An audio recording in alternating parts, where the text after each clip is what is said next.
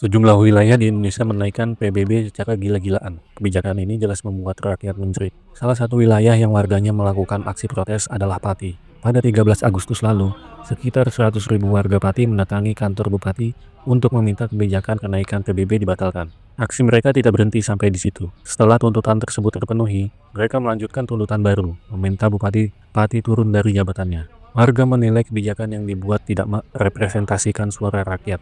Mengetahui kondisi ini, KDM langsung mengambil tindakan. Pasalnya, salah satu wilayah di Jawa Barat, yakni Cirebon, juga diketahui menaikkan PBB hingga 1000%. Wali Kota Cirebon menjelaskan bahwa kebijakan kenaikan PBB sebesar 1000% bukan dibuat pada masa kepemimpinannya, melainkan pada masa wali kota sebelumnya. Meski begitu, KDM meminta agar wali kota yang sekarang mengambil langkah cepat supaya warga tidak sampai menggeruduk kantor dan melakukan aksi demo. Akhirnya pihak wali kota bersedia menurunkan kembali tarif PBB ke jumlah semula sebelum kenaikan 1000%. Meski penerapannya baru akan dilakukan pada tahun 2026. PBB gimana PBB? Nah, PBB memang kemarin memang di 2024 itu ada kenaikan yang signifikan, Pak. Kenaikan pendapatan apa PBB-nya dinaikin? PBB-nya dinaikin, Pak. Oh. 2024. Bukan zaman Bapak? Bukan, Pak. Oh, jadi sebelum Bapak jadi wali kota, Iya. PBB-nya sudah dinaikin? Iya. Oh, siapa yang bikin kenaikan PBB waktu itu? Dulu Pak siapa? PJ wali kota? PJ. Oh, yang naikin PJ wali kota? Iya, PJ-nya siapa sih? Pak Agus, Pak tapi Agus, sebelum Pak Agus Pak wali kota yang lama kan Pak? Masih Pak Ajis? 2023. Pak Ajis? Oh, Pak Ajis wali kota yang lama, naikin PBB? Kan itu diterapkannya di 2024, tapi perencanaannya kan di 2023. Oh, gitu. Oh, di perencanaannya di 2023. 23. Oh, itu diteken kenaikan PBB-nya zaman siapa? Tekannya Bu Eti. Itu Wali kota. Oh, Pak PJ. Pak Pak PJ. Pak PJ, ditaikin.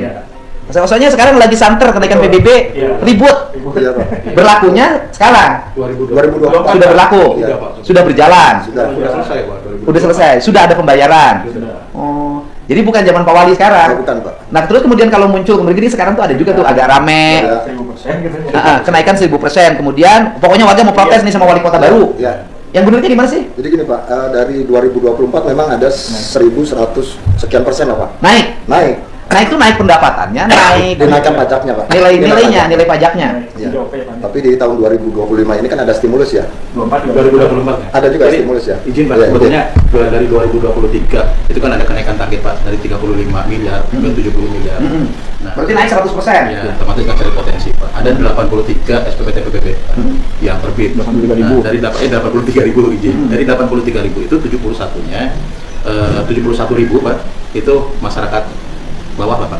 Dan itu lebih cenderung untuk tidak dinaikkan. Kalaupun ada kenaikan itu kecil Pak. Kota Depok yang 100 juta ke bawah di-free-kan. Iya, Depok, ya. Betul. Kota Depok. Sekarang malah oleh saya 200 kalau nggak salah, saya mudah-mudahan salah. Itu dicek itu di channel YouTube-nya. Saya Kota Depok 100 sama saya jangan 100, yang 100 dong, di bawah 200 free. Nggak usah bayar PBB. Kota Depok. Iya, Pak. Berani nggak Kota Cirebon kayak Kota Depok? Nggak adanya, Pak. Belum. Belum. Pak, belum. Nah, jadi sekarang berarti terjadilah kenaikan pendapatan dari PBB Iya Pak. di tahun 2024 dari 35 ke 70. tapi bayar tuh warga Bayar sih Pak, realisasinya itu 48 miliar. miliar. Berarti kenaikannya hanya sekitar 13 miliar. Betul, Pak. 13 miliar. Izin Pak, dari penelusuran yang katanya sekarang itu sudah berkembang kan, kenaikan sampai 1000%, itu setelah diteliti ternyata memang ada 353 SPPT Pak yang kenaikannya itu 1000%, tapi itu ketetapan awal Pak, belum terumus dengan pemberian stimulus. Nah setelah diberikan stimulus itu sebetulnya kenaikannya hanya sekitar Diberikan stimulus tuh gimana sih? stimulus Keringanan sudah- pajak, Pak. Dari- keringanan, jadi sudah terumus Pak, jadi ketetapan terus dikurangi NJO PTKP terus dikurangi lagi stimulus Pak. Jadi Dikasih diskon? Iya, stimulus yang sudah Oh, ya kayak toko. bukan Pak, yang sudah Toko ditaikin Ya, sudah harga terumus. barangnya. Sudah Sudah taikin harga terumus. baju dikasih diskon gitu loh. Kan jadi lucu, Pak. sudah terumus di SPPT PBB-nya Pak itu. Mhm.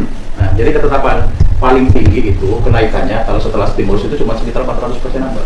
400%. Belum lagi ditambah Kota Cirebon itu kan selama 2024 juga sudah memberikan diskon apa? Relaksasi terhadap pembayaran. Ada yang sifatnya reguler.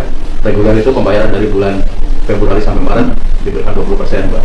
Terus 15%, terus sampai dengan akhir tanggal jatuh tempo 15 sampai dengan 30 September itu 10%. Nah, ada juga diskon yang terkait dengan momen Pak. Misalnya hari jadi Cirebon diberikan diskon 50%. Terus hari kemerdekaan Republik Indonesia seperti sekarang Pak, ini sebetulnya sedang ada diskon pembayaran PBB 50% dalam rangka UTI. Jadi ketika ada pembayaran, makanya aneh ketika ada diskon 50% malah muncul ini ada kenaikan. Iya, kan logikanya gini Pak, kalau diskon itu kan di barang ya, di barang, karena barang itu untuk menarik minat orang agar beli, gitu loh Pak. Apakah kalau keputusan pemerintah menurut saya kan lebih baik tidak ditaikkan dibanding dengan ditaikkan kemudian disebutkan diskon Pak. Kan jadi logikanya nggak ini. Nah sekarang kan maksud saya, ini kan wali kota baru nih Pak, sensitivitas politiknya tinggi nih, hati-hati gitu loh Pak. Kan hati-hati Pak. Ya kan kalau sudah menjadi kerumunan, kalau sudah menjadi isu politik, kadang-kadang logika hukum udah nggak bisa dipakai. Misalnya orang jadi kerumunan, nggak suka sama orang ini, logika hukumnya nggak kena, hilang. Yang penting bagaimana meredakan kerumunan ini, kan itu yang kita hati-hati. Kan banyak orang yang kemudian karena kerumunan kemudian mendapat tekanan politik, orang tuh nggak salah.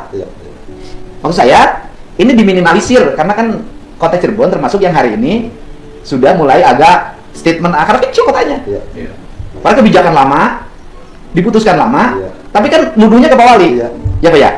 Ditambah lagi ada isu korupsi di BPR, isu korupsi di Setda. Nanti orang lagi, oh ditaikin pajak itu nggak ada artinya, duitnya dikorupsi. Ya Pak ya. Misalnya kenaikan PBB, kenaikan PBB-nya naik pendapatannya di tahun 2024 18 miliar. Tapi orang ngomong dikorupsinya 40. Nah maksud saya, Pak Wali ada rumusan nggak? Untuk reda nih, saya kan cepat reda nih. Nih saya udah nyumbang Pak Wali 15 miliar, itu kan lumayan. Itu kan kenaikan PBB 18 miliar, tuh saya sumbang 15 tuh. Saya sumbang, Pemprov Jabar sumbang tahun depan. Kan gitu, dan ngurangin beban. Nah, maksud saya, gimana strategi Pak Wali untuk menghadapi kemungkinan isu ini bergulir? Saya mohon pendapat Bapak aja Pak. Yang baiknya seperti apa? Tunda dulu. Walaupun itu sudah diberlakukan, karena melihat situasi udah tunda dulu. Kan pendapatannya kan nambahnya cuma sekitar ya memang tadi 13 miliar kan sih. Tengah 15. Kita sudah kasih banker 15, ketutup. Kan nanti ada hal-hal yang strategis yang bersifat pembangunan, ya sudah nanti kita bantu Pak. Dibanding isu ini menjadi beban bakar. Karena di Indonesia ini Pak, kalau sudah distimulus satu tempat, Iya Pak. Jadi keismuan gitu. Itu Pak. Kalau udah stimulusnya satu tempat, oh ini di kota Cirebon nih naik 1000%. Saya kan 1000%, ribut lagi nih waktu lu. Izin Pak, sebetulnya yang kenaikan itu di tahun 2024. 2025 itu udah turun. Iya Pak, 2025. 26 udah mau kita turun. Ya, nanti 26 juga mau skemanya izin Pak Wali ya kan mau kita single tarif lagi. Kan mau ada single tarif Pak. Kalau sekarang ini berlaku 8 tarif. Nanti mau single tarif. Kita udah bahas juga jadi kita single tarif sebelum ribut-ribut Pati. Iya, sebelum Pak, sebulan yang lalu Pak kita sudah diskusi. Jadi strategi Pak Wali dengan isu ada kenaikan 1000% untuk Pak Wali menjelaskan pada publik apa nih, harus jelasin nih Pak. Ini saya punya kesempatan Bapak untuk jelasin. Ya. Jadi gini. Gimana? Yang kenaikan di tahun 2024 itu sebenarnya sudah terindikasi pada saat pilkada Pak. Saya pada saat kampanye. Ntar dulu. Bahwa di Cirebon itu ada berita yang muncul hari ini, ada sebuah kelompok masyarakat yang akan menyampaikan nota keberatan dalam bentuk protes pada pemilihan kota Cirebon karena kenaikan PBB 1000%, kan gitu Pak? Isunya. Nah, Bapak jelasinnya gimana? Bener nggak kenaikan 1000% tahun 2025 ini ada? Ya, artinya awal memang ada sebelum stimulus itu memang ada 1000% lebih. Sebelum Pak Wali menjabat sudah ada kenaikan tarif PBB 1000% sudah ada yang ditandatangani oleh PJ Wali Kota dulu. PJ Wali Kota yang lama ditandatangani, dan itu pengurutannya sudah berlangsung sehingga terjadi kenaikan pendapatan Pemkot Cirebon dari sektor pajak bumi dan bangunan 18 miliar. Itu loh. Di 2025 berarti mengacu pada keputusan tahun 2024. Namun kan ada stimulus itu jadi berkurang kan ya. Jadi berkurang jadi hanya 400%. Tapi di 2026 nanti kita rumuskan lagi karena hanya satu Pak. Kita ngambil yang 0. Daripada bikin keputusan kemudian bingung terhadap tekanan politik, dikasih diskon. Mending kayaknya dikembalikan aja ke SK semula dulu. Ya izin Pak Gu, sebenarnya kelompok yang memprotes itu sudah sempat melakukan judicial review ke Mahkamah Agung, dan dengan kita audiensi juga sudah beberapa kali dan demo itu kan. Dan hasil dari judicial review di Mahkamah Agung itu ditolak Pak. Jadi sebenarnya pada saat itu juga tuntutan mereka adalah perdanya dibatalkan, kemudian di perwalnya dirubah. Nah, MA menolak Pak judicial review itu tuntutan mereka, tapi kita tetap memperhatikan. Jadi sudah diturunkan juga tarifnya sekarang naiknya hanya 50% ya kalau saya dibanding dengan 2023 Pak. dibanding dengan 2023 kan awal 2023 Pak. Naik 1000%, kita kasih diskon, kasih stimulus, turun, Pak. Cuman nggak sampai 200%, nggak sampai segitu. Nah 2025 ini sebenarnya turunannya udah jauh ya, udah hampir 2 kali lipat turunnya. 2026 itu kemarin cuma kenaikan ada 68% Pak. Iya, kalau dibandingkan dengan 2026 kemarin kita dengan Kemendagri, karena semua daerah sedang dengan Kemendagri pakai nama PBB, itu dibutuhkan kita harus menggunakan siklon sehari.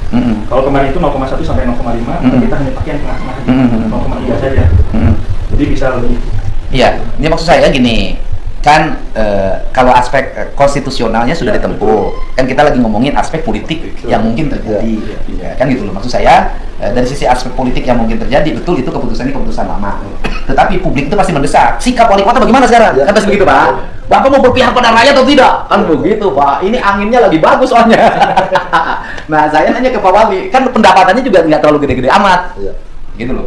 Sikap Pak Wali mau bagaimana? Kan udah jelas. Ini kan ini mengantisipasi Pak. Oke, dijelasin nih di publik, udah dijelasin nih bahwa keputusan itu bukan keputusan wali kota baru, tapi keputusannya adalah PJ wali kota, dan wali kota yang baru berusaha untuk memberikan diskon. Gitu loh Pak. Nah Bapak mau gimana sikapnya? Karena pasti orang nanti besok datang Pak, pasti besok Bapak kembalikan lagi, pasti gitu Pak. Sebelum terjadi kerumunan, kan kalau wali kota berikan keputusan lebih dulu kan lebih bagus, karena cost-nya rendah. Izin Pak Wali, mungkin ada 2 alternatif. Yang pertama, Bapak mengambil keputusan bahwa tarif PBB yang sekarang dikembalikan kepada 2023. Namun pertama itu bertentangan dengan Perda. Sudah jadi. Kedua, APBD kan sudah kita set Pak. Ini sudah berjalan gitu kan Pak. APBD yang sudah berjalan. Iya, APBD kan sudah berjalan, kan pendapatan dari PBB sudah kita masukin. Itu yang pertama. Ada resiko itu. Kalau APBD sudah berjalan bisa diantisipasi Pak Wali memberlakukan peraturannya untuk APBD 2026. Yang kedua maksud saya itu Pak, di 2026 kita pertimbangkan tarif yang lama dengan kan petanya lagi dirubah juga nih, Pak. Lagi dirubah, jadi sejalan gitu Pak. Paralel dengan proses itu, mungkin Bapak juga bisa menjelaskan ke masyarakat. Mereka juga pengen audiensi dengan Bapak ya, sudah. Kasih lo kali, apalagi di musim. Seperti itu. Daripada sebelum menjadi isu yang rame, kan saya sebagai gubernur pengen dong wali kota saya terlindungi gitu loh. Ya mungkin itu Pak skemanya. Skemanya bahwa peraturan itu dikembalikan kembali ke peraturan sebelumnya, berlakunya untuk APBD tahun 2026. Paling itu kan Pak. Ya memang ada resiko, tetap pasti ada resiko ya Pak. Kita 2026 kan lagi jalan Pak, rencana walaupun belum. Belum lah. Nanti sebagian kita bantu. Tetapi pemerintahnya efisien juga, belanjanya efisienin. Ya bantuan bagus juga, ini kan kita pendapatan sumber yang paling banyak.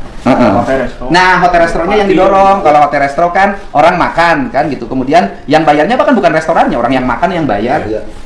Konsumen kok gitu loh.